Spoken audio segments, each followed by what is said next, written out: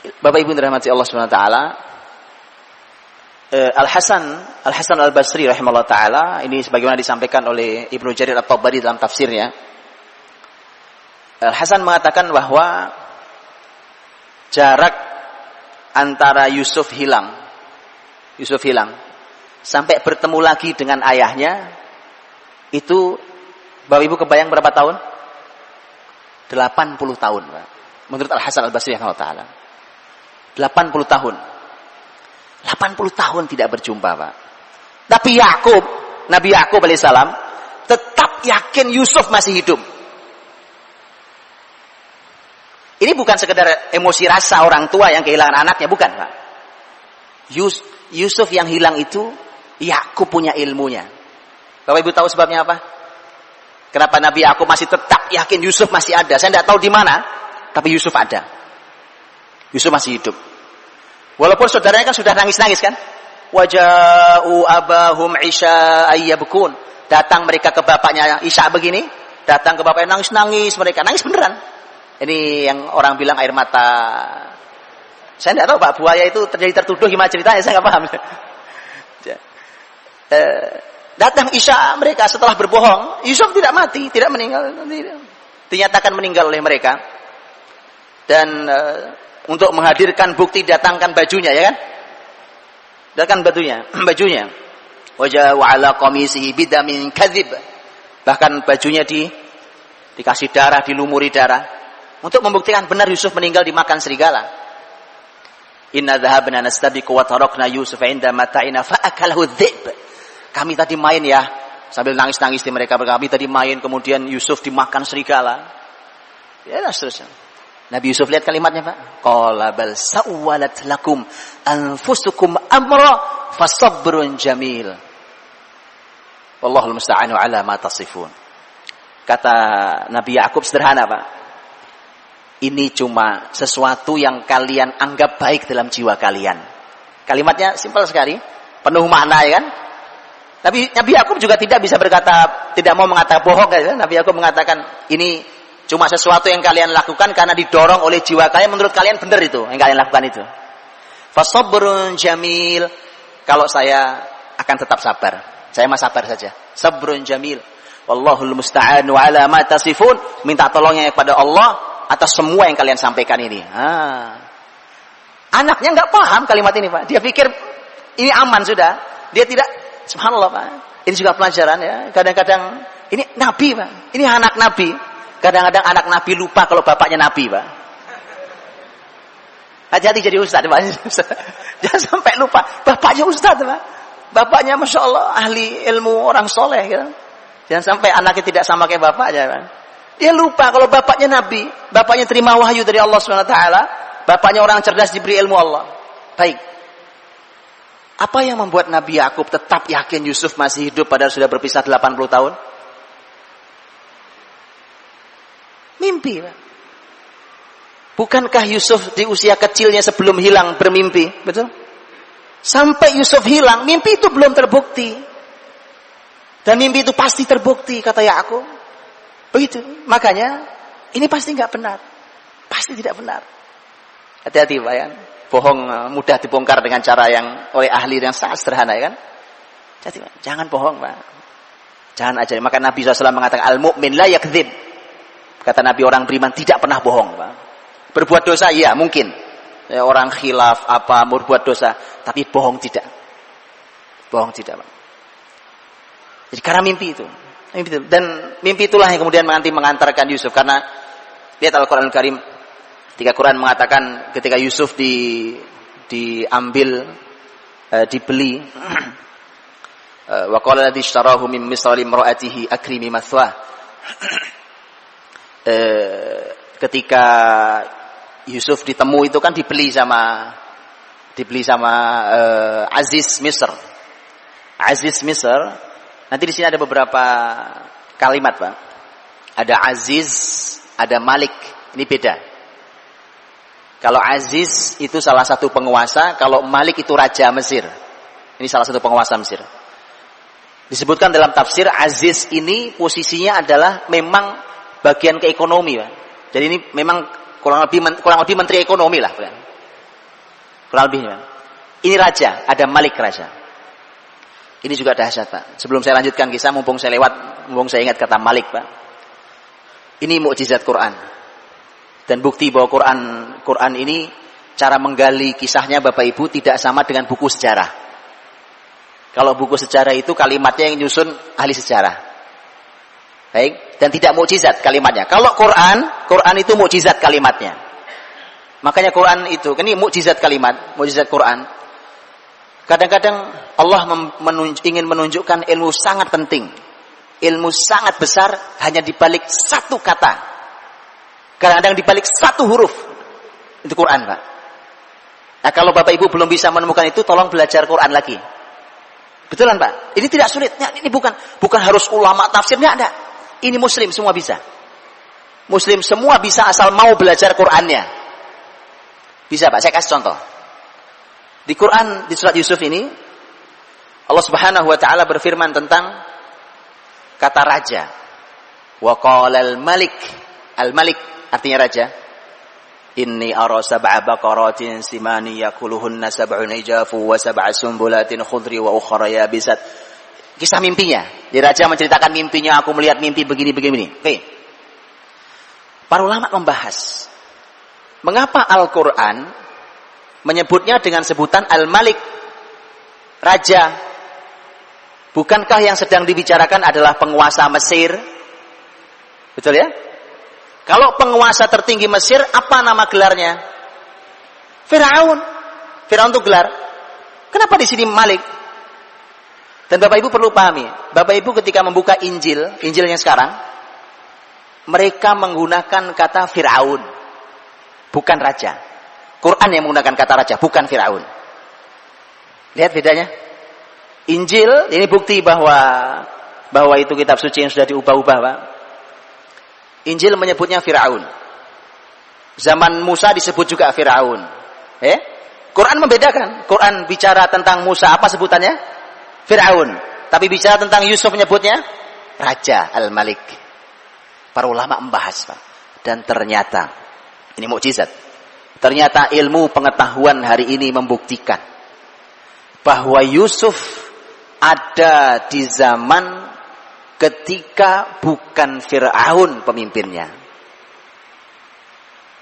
Fir'aun itu, Bapak Ibu rahmati Allah, itu agak belakangan mimpin Mesir dibandingkan raja. Jadi Mesir itu sempat mengalami masa yang mimpin bukan orang asli Mesir. Orang asli Mesir itu yang memimpin nanti baru dapat gelar Firaun. Tapi itu munculnya belakangan. Sebelum itu pemimpin-pemimpin Mesir, itu nama disebut, diungkap dalam sejarah namanya Heksos. Heksos itu arti sebenarnya, itu adalah para penggembala yang jadi raja. Dan itu dari masyarakat Amalikoh atau masyarakat Arab yang memimpin Mesir itu. Jadi bukan orang asli Kipti, bukan orang Egypt asli. Dan karena itulah maka Allah ingin menyampaikan kepada kita semuanya dengan satu kata, Al-Malik. Dengan satu kata, Al-Malik. Jadi kalau saya uraikan jadi begini, ini kalau bahasa saya. Lihat, dengan satu kata mukjizat Quran Al-Malik kalau diuraikan jadi begini. Menunjukkan bahwa di zaman Yusuf berada di Mesir, penguasanya bukan asli orang Mesir, bahkan sebelum masa Fir'aun hadir, penguasanya disebut namanya Heksos. Heksos itu artinya penggembala. Penggembala yang memimpin itu ada yang mengatakan dari masyarakat Amalikoh, ada yang mengatakan dari masyarakat Arab. Jadi panjang banget kan? Hanya dengan sebutan satu kata, Al-Malik. Ini Quran, Pak. Ini Quran. Dan beginilah khas Quran dalam menuturkan apa saja. Baik, itu Al-Malik ya. Kembali bahwa ketika dibeli oleh Aziz, yang beli itu bukan raja, yang membeli adalah Aziz Misr. Aziz Misr yang disebutkan bahwa dia adalah memang bagiannya adalah bagian ekonomi di Mesir saat itu, diamanahinya sebagai bagian ekonomi. Itu yang membeli Yusuf, yang nanti Yusuf digoda sama istrinya. Nah itu, digoda sama istrinya. Dan ternyata diambillah jadi anak. Di ayat itu Allah berfirman, wa kadzalika makkanna li Yusufa fil ard walinu'allimahu min ta'wilil ahadits.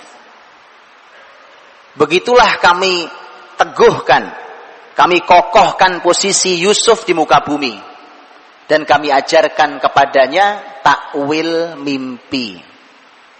Balik mimpi lagi kan? Balik, ada dua kata, Pak.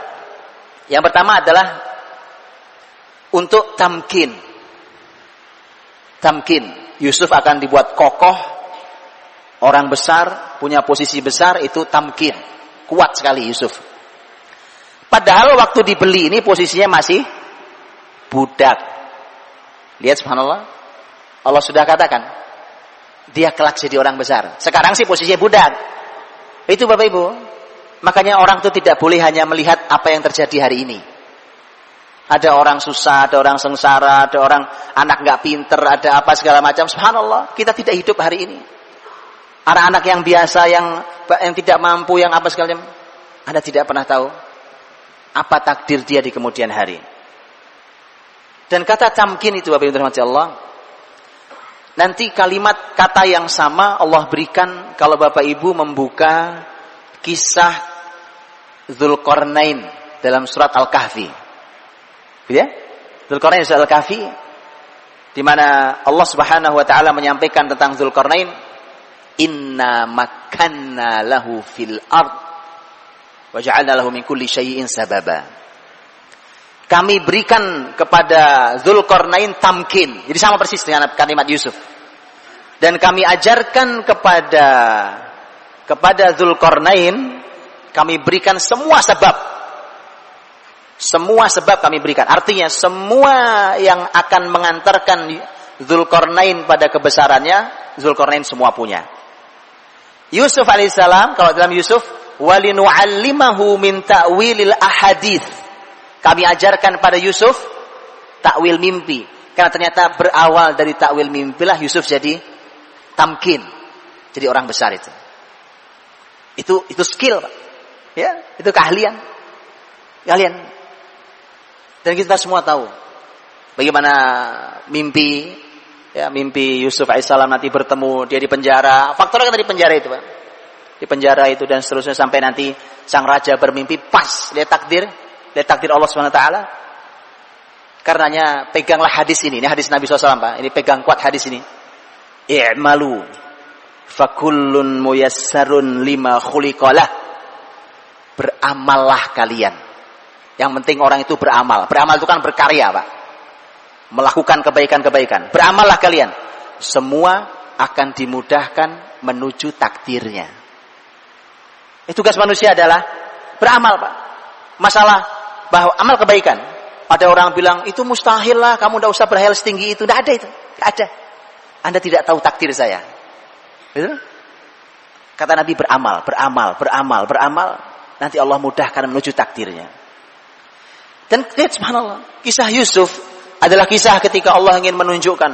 Dan Quran mengatakan jelas dalam surah Yusuf, wallahu ghalibun ala amri. Allah pasti akan melaksanakan urusannya. Bapak Ibu, jadi pelajaran mahal adalah, bukankah kalau diikuti perjalanan Yusuf dalam surat Yusuf itu isinya menyakitkan semua, betul Pak? Semua menyakitkan, Pak.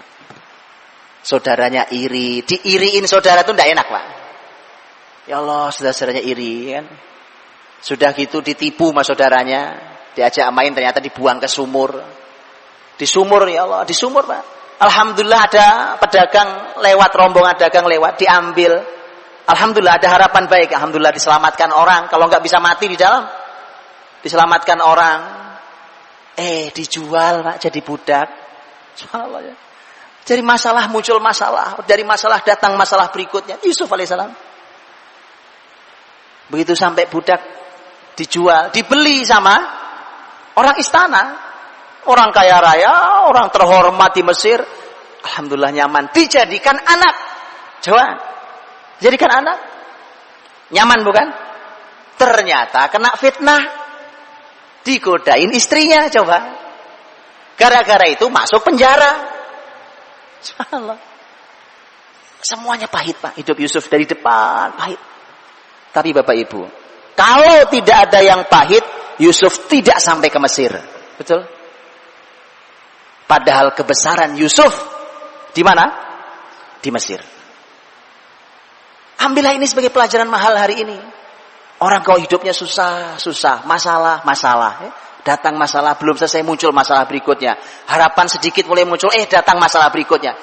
Kenapa tidak kita mencoba memahami kisah Yusuf? Karena tadi Atha bin Abi Rabah rahimahullah mengatakan, kalau Anda baca Yusuf dalam keadaan sedih, selesai baca surah Yusuf Anda bahagia. Silakan itu, Pak. Ambil itu pelajarannya. Anggaplah semua kesulitan ini, semua masalah kita ini, harga yang harus kita bayar hari ini untuk kebesaran yang kita tidak tahu di mana kebesaran itu nantinya. Baik. Jadi hilang sedihnya kan? Alhamdulillah. Enggak apa-apa ya Allah. Aku tahu di balik ini ada kebesaranku. Wah gitu. Enggak apa ya Allah. Kalau memang ini bayarannya, ini harganya, aku bayar ya Allah. Bismillah ya kan, sabar. Karena Nabi aku mengatakan fasabrun jamil. Kasus kisah Yusuf, yang sedih bukan cuma Yusuf, Pak. Bapaknya sedih. Kita semua tahu sedihnya sampai buta. Wa biyaddat aina. Sampai matanya buta. Dan ini menarik, Pak. Di kata wa biyaddat aina, kata ibyad itu artinya sebenarnya putih, Pak. Bukan buta. Matanya bukan buta. Matanya itu, tapi terjemahnya buta. Memang buta. Ibyaddat itu mata jadi memutih. Karenanya subhanallah, saya pernah baca penelitian wallahu alam, saya pernah baca penelitian seorang profesor kimia dari Mesir, Profesor Dr. Abdul Basit As-Sayyid, seingat saya Abdul Basit As-Sayyid. Beliau mengatakan bahwa ternyata memang kisah butanya Yakub alaihissalam itu menjadi inspirasi besar untuk beliau meneliti. Ternyata memang kuncinya mengapa sampai buta itu, dan oleh beliau katakan itu katarak, kata beliau, di katarak itu berawal dari kesedihan yang luar biasa. Karena wabiyaddat aina minal huzni wa huwa kadhim. Huzn itu sedih, kadhim itu kesedihan campur marah itu, Pak, yang dia tahan dalam dirinya. Jadi kesedihan itu kalau ditahan bertahun-tahun, Pak, itu bisa buta matanya. Bisa menimbulkan efek pada matanya. Kapan kembali melihatnya? Dikasih baju Yusuf ya. Oh ya, karena begitu Yusuf tercium aroma Yusuf, tuh kan bener Yusuf ada ya kan? Yusuf ada. Kan kalau baju baru dicuci, Bapak Ibu, kalau baju baru dicuci, baju saya, baju beliau, baju Bapak Ibu sama aromanya, wangi. Bapak ya? Kalau itu sih tidak bisa dicirikan. Tapi Yusuf memberikan bajunya yang tentu ada aroma Yusuf. Nah, kalau bukan baju yang baru cuci, Pak. Nah, aroma itulah kemudian subhanallah, ini juga pelajaran parenting buat kita, Pak. Bapak Ibu silahkan dicoba nanti, terutama para ayah nih, Pak, supaya tahu dekat enggak sama anaknya. Bapak-bapak banyak anaknya 3 atau 7 gitu ya anaknya. Bajunya digantung, Pak. Suruh nyiumin satu-satu, ini aroma siapa? Yakub itu, Pak, berhasil mendidik Yusuf karena kedekatannya pada Yusuf luar biasa. Hari ini kita berharap sukses mendidik anak, para ayah alasannya selalu sibuk sendiri. Kerjaan lah, nyari uang lah, apalah yang lainnya. Dengan alasan itu dia tidak pernah akrab dengan anak-anaknya. Ya, makanya gitu, Pak. Mudah-mudahan Allah berikan kita kesempatan waktu yang cukup untuk kita ini mendekat anak-anak kita, karena itu modal untuk menjadi mereka orang-orang besar, Pak. Ini takwil mimpi Yusuf. Ketika akhir kisahnya Yusuf, wa rafa'a abawayhi 'alal 'arsy wa kharru lahu sujada. Ketika ayah ibunya sudah datang, tentu ada khilaf tafsir, apakah ibunya betul ataukah bukan ibu, tapi dalam tafsir ada khilaf, ada perbedaan pendapat. Yang jelas kedua orang tua Yusuf didudukkan di singgasana Yusuf. Yusuf sudah jadi pembesar Mesir. Kemudian semua anak yang 12 semua sujud. Sujud di situ para ulama tafsir mengatakan ini syariat yang sudah dihapus. Ya, sudah dihapus. Dulu penghormatan paling mulia buat orang tua adalah sujud. Dulu. Sujud sempurna kayak kita sholat itu sudah tidak boleh lagi. Ya, birrul walidain ada syariat dalam Islam di ajaran Nabi Muhammad SAW. Ini dulu zaman Nabi Yakub, begitu penghormatan tinggi pada orang tuanya, dan Yusuf berkata, salah satu kalimat Yusuf, hadza ta'wilu ru'yaya min qabl. Ayah, inilah tafsir mimpiku yang dulu. Subhanallah Pak, lihat tuh. Jadi kisah ini cuma dari ujung ke ujung mimpi aja Pak isinya ini. Mimpi Pak. Mimpi tidur ya. Allah buktikan betul. Ini tafsir mimpi yang dulu ya. Baik, Bapak yang dirahmati Allah SWT. Di dalam kisah Yusuf juga ada banyak pelajaran lain. Saya berikan contoh pelajaran yang lain Pak Ibu. Karena kisah ini berhubungan sangat erat juga dengan tema kekeluargaan, tema keluarga. Karena awalnya kan sebenarnya bahwa Yusuf kenapa sampai dibuang. Itu kan faktornya karena saudara-saudaranya iri pada Yusuf dan saudaranya Yusuf, adiknya Bunyamin. Mereka mengatakan bahwa la Yusufu wa akhuhu ahabbu ila abina minna wa nahnu usbah. Yusuf ini, jadi saudara-saudaranya yang 10 orang itu rapat Pak. Jadi rapat kok ya jelek ya. Jadi memang ada rapat jelek itu memang ya. Ini rapat Pak. Yusuf ini kata mereka dan saudaranya Bunyamin itu kok lebih dicintai ya sama ayah kita. Padahal kita ini kan jumlahnya lebih banyak. Jadi berdua, kita 10. Kenapa Yusuf lebih dicintai? Ini ada beberapa pelajaran yang disampaikan para ulama Pak. Bapak Ibu dirahmati Allah SWT.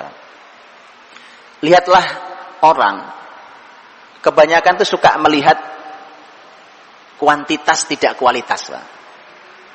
Ini 10, ini cuma 2. Gitu. Mereka menganggap yang 10 ini mestinya harus lebih diperhatikan. Padahal Yakub punya tolok ukur kualitas. Betul kan? Dari 12 siapa jadi nabi? Yusuf saja. Maka pasti dia punya kualitas sejak kecil. Terlihat kualitas itu. Makanya seringkali orang hanya suka memandang masalah jumlah kita kan banyak. Kenapa? Ini bukan masalah jumlah. Bahkan Nabi Muhammad sudah mengatakan, bal antum kuthur. Di hari akhir ketika muslimin kayak makanan di meja hidangan disantap musuh dari kanan kiri seperti hari ini, sahabat sampai heran, apakah kita sedikit ya Rasulullah? Kata Nabi, tidak. Justru jumlah kalian banyak sekali saat itu. Ini bukan masalah jumlah. Ini masalah kualitas orang. Dan kita diajari dalam sejarah Nabi Muhammad, Bapak Ibu dirahmati Allah, kita diajari bahwa dalam sejarah Nabi Muhammad SAW, nggak perlu banyak orang Pak untuk membuka sebuah kota. Ya kan? Modal Nabi di Mekah mengawalinya hanya dengan beberapa orang.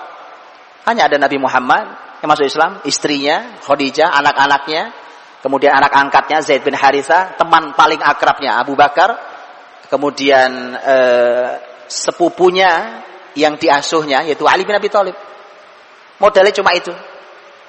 Ternyata di Madinah modal Nabi membuka Madinah sampai nanti Madinah menjadi pusat peradaban Islam juga cuma dengan 6 orang. 6 orang pertama yang masuk Islam yang mereka bergerak. 6 orang. Yang setahun berikutnya muncul Baiat Aqabah 1. Artinya bahwa kita diajari dalam syariat memang jumlah itu buat muslimin biasa saja. Jumlah penting. Tapi jumlah itu bukan segala-galanya buat muslimin, Pak. Ini masalah kualitas. Banyak, tapi tidak berkualitas. Baik. Nah, Bapak Ibu dirahmati Allah SWT. Tapi ada pelajaran berikutnya yang penting adalah inilah ketika mereka salah memahami, Pak. Maka berbahaya ketika di antara anak-anak kita muncul rasa tidak diperlakukan dengan sama. Itu bahaya. Dan Bapak Ibu lihat, begitu mereka sudah di rapat itu, mereka melontarkan permasalahan rapatnya bahwa yang sedang kita bahas adalah Yusuf dan saudaranya yang lebih dicintai oleh ayah kita. Itu masalahnya. Bapak Ibu tahu usulan pertama? Usulan pertama di rapat itu apa? Uqtulu Yusuf. Yaudah, bunuh aja Yusuf. Persis Ini persis sama dengan ayat di surat Al-A'raf. Persis sama. Berkisah tentang watlu alaihim naba abnai Adam. Dua anak Adam. Pak. Ya, ketika mereka id qarraba qurbanan fatuqabbala min ahadihima wa lam yutaqabbal minal akhar. Begitu mereka masing-masing menghadiahkan korbannya, kemudian yang satu diterima Allah, yang satu ditolak oleh Allah. Ternyata yang ditolak marah kepada yang satu lagi kan, kita tahu kisah Qabil dan Habil. Apa kalimat pertamanya? Qala la aqtulannak. Aku bunuh kamu. Coba lihat. Yang muncul pertama bunuh. Bapak Ibu tahu sama apa persamaannya? Pertama sama-sama niat pertamanya membunuh. Tapi ternyata memang ada ikatan yang sama. Sumber bersama. Mengapa saudara-saudara Yusuf ide pertamanya membunuh? Mengapa satu anaknya Adam alaihissalam juga idenya membunuh saudaranya? Karena sumber masalahnya sama, yaitu hasad, dengki. Imam Ibnu Qayyim rahimahullah taala, sampai beliau mengatakan begini, dengki itu, hasad itu adalah dosa pertama di langit dan dosa pertama di bumi. Apa di langit, Pak? Oh, di langit ada dosa. Hah? Iblis. Dia dengki. Saya suruh sujud pada Adam. Ana khairum min, khalaqtani min nar wa khalaqtahu min tin. Kata iblis, aku lebih mulia daripada Adam. Adam ya Allah kau ciptakan dari aku kau ciptakan dari api, Adam kau ciptakan dari tanah. Enggak tahu logika iblis dari mana. Kalau api lebih baik daripada tanah itu saya juga enggak tahu. Tapi yang jelas logika dipakai aja logikanya kan. Hasad, dengki. Dan di bumi adalah kisah anak Adam alaihissalam. Bapak Ibu terima. Jadi itu makanya menjadi pembahasan yang juga harus diperhatikan, karenanya Nabi Muhammad SAW ketika beliau diminta untuk bersaksi, ada orang tua yang memberi hibah kepada salah satu anaknya, Nabi diminta jadi saksi. Nabi nanya, apa semua anakmu kau beri hibah yang sama? Dia bilang tidak ya Rasulullah. Maka Rasul menjawab, apakah kamu mau aku bersaksi pada kemaksiatan? Ini enggak benar. Perlakukan anak yang sama. Walau hati kita ini bukan punya kita, Pak. Kadang-kadang kita lebih cinta pada yang salah satunya. Tapi perlakuan fisik harus sama. Harus sama. Dan karena Nabi mengatakan itu. Dan ujungnya Nabi mengatakan, bukankah kamu ingin kelak mereka sama dalam bakti mereka padamu? Betul kan, Pak? Kalau kita punya anak 5 kan kita pengen semuanya bakti sama. Baktinya, betul? Makanya perlakukan mereka yang sama. Ini pelajaran mahal tentang parenting, Pak. Tapi dirahmati Allah SWT. Itu menjadi pelajaran istimewa tentang berkeluarga, dan menjadi pelajaran berikutnya nanti tentang Masya Allah betapa penghormatannya juga sangat istimewa. Dan ketika kita melihat bagaimana kisah Yusuf alaihissalam, dan nanti Bapak Ibu bisa melihat juga ada poin-poin yang sangat penting ketika ini sebelum pindah ke beliau saya sampaikan ada satu kalimat bagus sekali, Pak. Bagus sekali kalimat ini. Yusuf alaihissalam itu masuk penjara gara-gara ketampanan wajahnya. Dan Yusuf keluar dari penjara karena ketampanan hatinya. Saya jelaskan sedikit, Pak. Apa yang buat Yusuf masuk penjara? Iya, Pak, karena terlalu ganteng. Ada antum jumpai gara-gara ganteng di penjara. Ini Yusuf ini. Hati-hati yang ganteng-ganteng ini, Pak. Ada penjara khusus orang-orang ganteng ini, masih repot. Yusuf alaihissalam di penjara karena itu. Karena ternyata semua. Inilah kisah panjangnya bagaimana Bapak Ibu semua tahu bagaimana wanita-wanita itu kumpul hanya untuk ini kan gara-gara tipu daya istri Aziz Misr itu. Ya, karena dia digunjing, wa qala niswatun fil madinati imra'atul aziz turawidu fataha an nafsiha qad shaghafaha hubba. Jadi gunjingan.